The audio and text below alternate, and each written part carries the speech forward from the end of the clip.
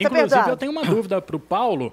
Eu já vou perguntar de bate-pronto. Por que todos os filmes, Paulo, retratam uma vaca sendo abduzida? Todo filme é vaca. É verdade. Todo filme é uma vaca. É justamente aqui dentro do contexto que eu vou falar. Porque as mutilações de animais, elas começaram ali, surgindo nos Estados Unidos. Sim. Naquela região ali onde o pessoal tem a pecuária muito desenvolvida. Na década de 70. Aí tem alguns casos que recuam ali em 65, mas o forte mesmo foi na década de 70. E ocorria basicamente com gado de corte, né? Então talvez esse estereótipo aí, né, pegou por esse motivo. Mas essas mutilações que nós vamos falar hoje no programa, elas ocorrem com vários animais, com cabras, né, ovinos, né, equinos e tal, com porcos e a maioria gado mesmo. Até com animais domésticos, como cães e gatos.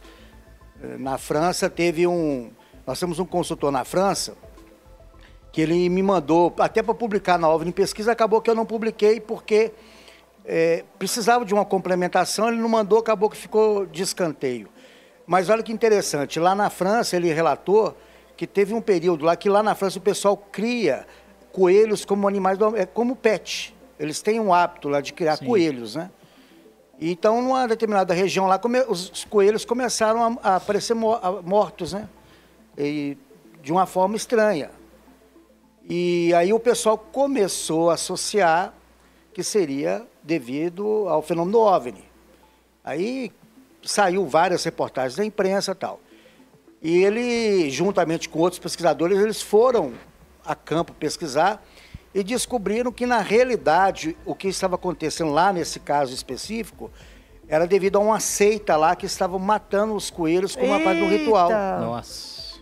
Então, quer dizer, nada a ver com o fenômeno OVNI, né?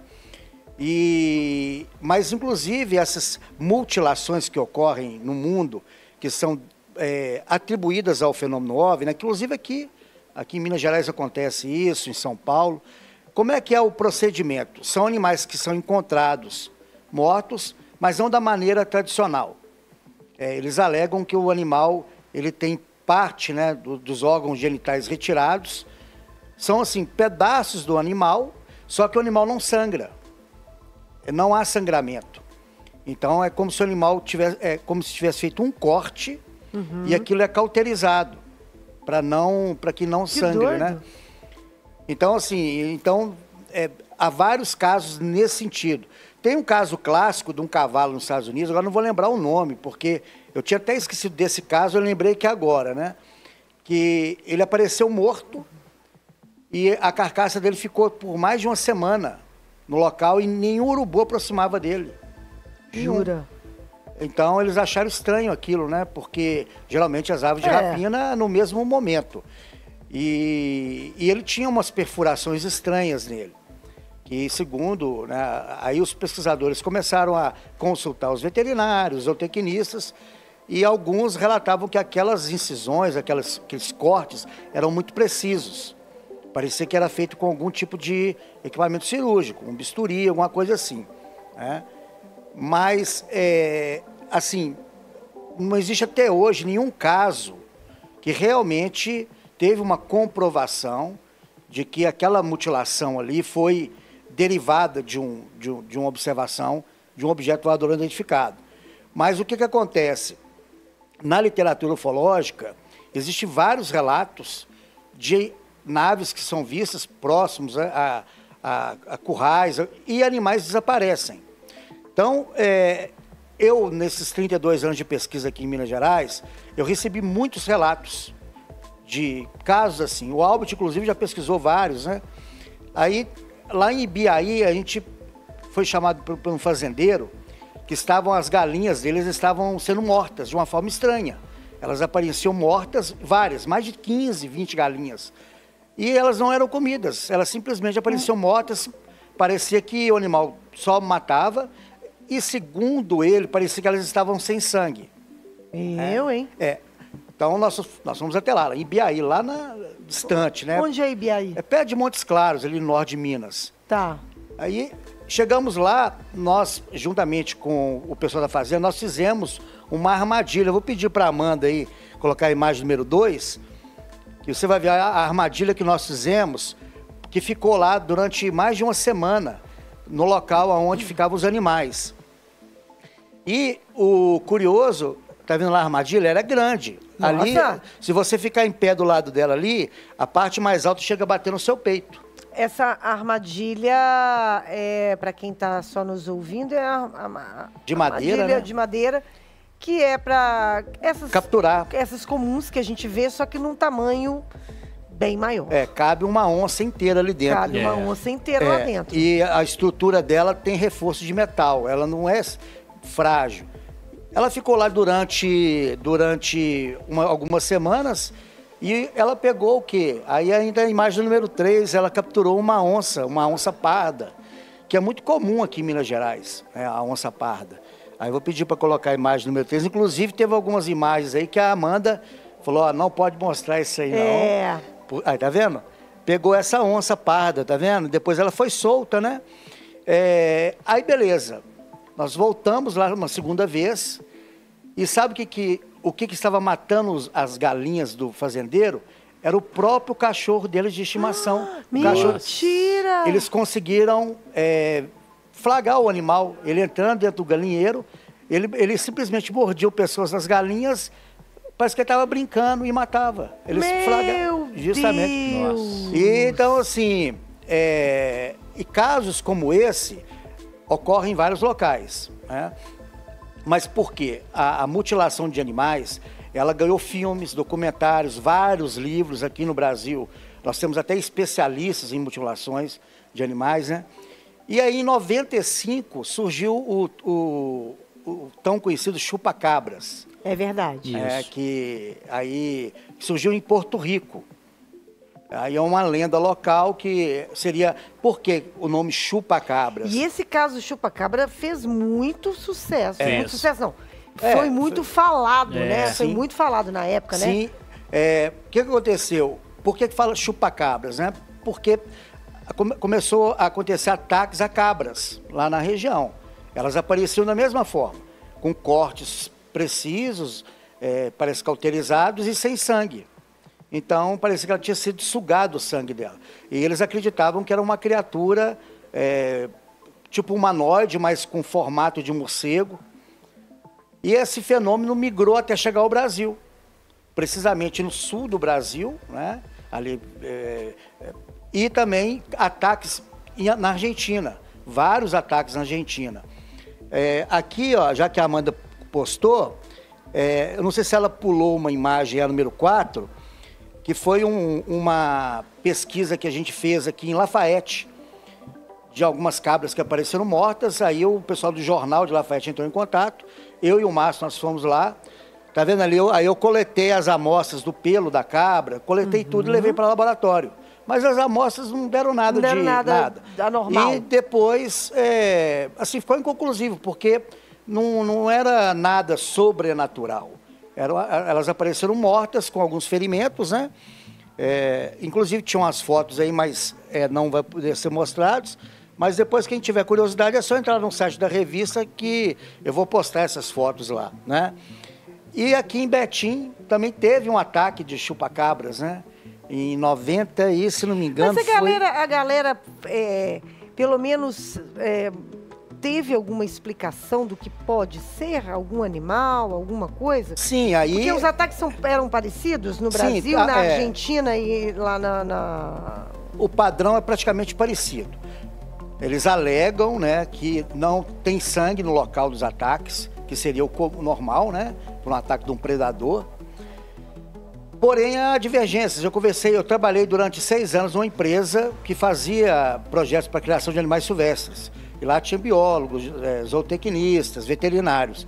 E tudo que eu perguntava para eles, eu falava assim, Paulo, isso aí acontece, isso é normal. Tá. Isso aí não é tão sobrenatural assim, não. Não é todo animal que sangra dessa forma, né? Aham. E então, aqui em Minas, eu nunca vi nada que fosse assim, realmente anormal, que pudesse carimbar como proveniente do fenômeno OVNI. Mas aqui em Betim, já que você falou, né? Foi em 97, foi no mesmo ano que eu fui lá em Lafayette. Eu fui lá em junho e depois aconteceu aqui em Betim logo na sequência. Uma dona de uma pousada em Betim, ela alegou que amanheceu a cabra dela, que era tipo a cabra de estimação da pousada. Ali é um recorte do jornal Hoje em Dia, tá vendo? Com a reportagem. Eu fui lá no local, né? Aí tem a foto que né, não pôde ser mostrada. A cabra chamava Xuxa, me parece. E um hóspede viu um vulto à noite, andando no campo de futebol, onde ela ficava presa, né? Ele falou que ele viu um vulto. Ela amanheceu com a parte da cabeça comida e uma perfuração na coxa. E ela falou que achou estranho porque ela fica próxima de outros animais. E ninguém escutou nada, não houve barulho, não teve nada, né? Pelo grau de gravidade que foi o ataque, né? Inclusive, ela fez registro, boletim policial e tudo mais. Mostrando o quê? Que esse fenômeno também ocorre aqui do nosso lado, em Betim, né? Eu pesquisei, mas voltando mas sobre... também foi inconclusivo. Aí... Nessa época eu trabalhava ainda nessa empresa, na Zooway, né? E eu perguntei, e falou assim, olha, isso aí pode ser ataque de um predador comum mesmo. Nada assim, pelo tipo, né? Algumas mutilações nos Estados Unidos, que mostram documentários, realmente elas parecem ser feitas muito cirurgicamente, sabe? Cortes precisos. Você vê que aquilo não foi ataque de um animal. Tá. Porque, né, daquela precisão. Eu, particularmente, acredito, sim, que algumas dessas podem ser derivadas do fenômeno OVNI. Paulo, você estava nos contando sobre casos que foram pesquisados e que não deram em nada. Que parece que foram predadores mesmo e está tudo certo. Mas existem casos no mundo, aqui no Brasil, que você possa dizer que esses casos não foram solucionados? Deixou um mistério aí no ar? Sim, na realidade, só para você ter uma ideia, tem uma estimativa lá nos Estados Unidos, só uma estatística, que são mais de 8 mil mutilações, mais de 8 mil. Esse número aí, ele pode variar, mas, e desses 8 mil... muita coisa. E desses 8 mil, praticamente 10% ele é inconclusivo, eles não conseguiram determinar a causa da morte, né? Tipo assim, não é um padrão natural. Aqui no Brasil é a mesma coisa. Muitos casos de mutilações em que uma parcela aí, vamos colocar de 5%, não teve uma conclusão. Para você ver como é que são as coisas. Quando eu criei o grupo de pesquisa em 90, eu criei o UFONews, que era um informático, porque na época não tinha internet. A forma que os grupos faziam para trocar informações era assim, cada grupo fazia seu informativo e mandava pelo correio. Então eu tinha o UFONews, que é esse aqui, ó. Era nosso informativo feito em xerox mesmo. E aqui, ó, uma pesquisa que eu fiz em Tabuleiro, lá próximo de Conceição do Mato Dentro, foi em 95. Foi uma pesquisa que eu fiz lá em Tabuleiro, onde tem a terceira maior cachoeira do Brasil, né? Eu descobri lá que os moradores relatam uma lenda de um ser que come a língua dos bois. Os bois aparecem sem a língua. Gente! Aí, assim, eu descobri isso por acaso, né? Fazendo a pesquisa lá, conversando com as pessoas. Inclusive, tá até nesse... Será que isso aí não é um dono de boteco lá perto? Sim. Tira a língua justamente para levar para o boteco, né? Mas aí, na realidade, o que acontece? Eles falam que, geralmente, o boi que é escolhido, geralmente é o boi mais bonito, o boi mais gordo, né? Não é aquele animal mais velho, sempre é um animal... E aí eu conversando com um dos moradores mais antigos, falei assim, olha, Paulo, isso já acontece aqui desde quando eu era criança, esse fenômeno dos animais aparecerem sem a língua. E eu fazendo uma pesquisa, eu descobri que esse fenômeno também não acontece só aqui no Brasil, também lá na Argentina acontece isso. Que doido. Então, assim, só que é uma extração muito, muito bem feita, né? Porque parece que é cortado ali com a faca mesmo. Então, eu tiro ali a parcela que seja uma coisa natural, de um predador. Porque geralmente o focinho do animal não aparenta nenhum dano, nenhum ferimento, né? Então, nessa região aqui da Serra do Cipó, muitos casos, inclusive um caso que o Albert pesquisou, que eu até citei aqui no programa, de um morador que atirou, inclusive, em um dos seres, que a nave pousou atrás do curral, onde tinha acabado de nascer um bezerro. Depois que a nave foi embora, no outro dia eles chegaram lá, o bezerro tinha sumido. E eles alegam assim, olha, não foi nenhum ataque de animal, por quê? O bezerro ele estava preso dentro do curral. Se tivesse sido um ataque de algum predador, ele não ia conseguir tirar o bezerro lá de dentro. Ele teria, talvez, comido o bezerro ali, atacado o bezerro ali. E não tinha nenhuma marca no chão de ferimento, de sangue, de nada, né? Então, mostrando que esse fenômeno, ele acontece já há muito tempo, não é de agora. E tem um caso que eu separei aqui, que aconteceu em Alegrete, no Rio Grande do Sul, que é, da minha opinião, de todos esses casos, é um dos mais fantásticos, que foi pesquisado pelo J. Victor Soares, que eu vou pedir para a Amanda colocar a imagem número 7, por favor, que é um desenho feito pelo próprio João Victor, né? Que foi um caso, lá em Alegrete, em 1970, 2 tratadores estavam no pasto, cuidando de uma vaca que tinha acabado de parir um bezerro. Eles estavam lá fazendo esses procedimentos, né, normais de fazenda. E ali ele fez o desenho, tá vendo, do curral e os dois separados, cuidando da vaca. E o bezerro, que era o filhote dela, estava próximo. E de uma hora para outra a vaca começou a ficar inquieta. E eles acharam estranho aquilo, porque nunca tinha acontecido aquilo, né? E ela não parava de mexer e ir olhando para o bezerro. Até que eles olharam para o bezerro estava flutuando a 1 metro do solo. Ui! Gente! E ele saiu flutuando a 1 metro do solo, na diagonal ali, mostra um desenho, né? Que depois quem estiver só nos ouvindo pode ver no YouTube. Ele fez ali um traçado mostrando a trajetória que o bezerro fez. E ele, engraçado que ele estava tipo levitando, mas mantendo como se ele estivesse pisando no solo, com as patas para baixo, né? Sim. E os 2 tratadores ali, assim, acho que esses caras estão extasiados com aquilo, que eles ficaram parados. Eles não esboçaram nenhuma reação. Até chegar num determinado ponto que ele começou a subir. E ele não subiu muito alto. Ali mostra um desenho de uma seta para cima ali, né, no ângulo de 90 graus. Na hora que ele subiu mais ou menos uns 10 metros, ele simplesmente desapareceu. Foi como se ele tivesse entrado numa nuvem. Eles não viram mais o animal. E o tempo não estava nublado, mas deu a impressão que ele foi tipo esfumaçando, como se estivesse entrando numa nuvem. Que loucura isso! Aí os 2 tratadores contaram pro dono da fazenda, né? Porque sumiu um bezerro. E aí eles fizeram uma busca em volta da fazenda para ver se encontrava ali o bezerro, né? Nada, não encontrou nada. E aí lá no Rio Grande do Sul tem um grupo de pesquisa, hoje não existe mais, né? Isso foi na década de 70, eles fizeram todo o procedimento de pesquisa, entrevistaram, inclusive os 2 tratadores, pessoas de roça, né, muito sérios, né, relutaram até em dar o depoimento, mas acabaram dando o depoimento e o João Victor Soares fez um trabalho muito bom, inclusive isso é um desenho dele que ele fez, né, muito bem feito. Então, assim, esse cara, então ele ficou conhecido como o caso do terneiro arrebatado, porque lá eles não falam bezerro, né, eles falam terneiro. Ah, é? Então, aí saiu na mídia, né? O caso do terneiro arrebatado. Inclusive, esse caso saiu publicado em várias revistas, livros, né? E esse caso, na minha opinião, ele simboliza um pouco... E nada aconteceu lá perto também, não? Foi só nesse lugar? Só. O Vitor, quando ele foi lá depois entrevistar, eles foram até o local para ver aquela coisa tradicional, né? Fizeram fotos e tudo mais. Mas é o típico padrão de quando essas criações somem. Tá.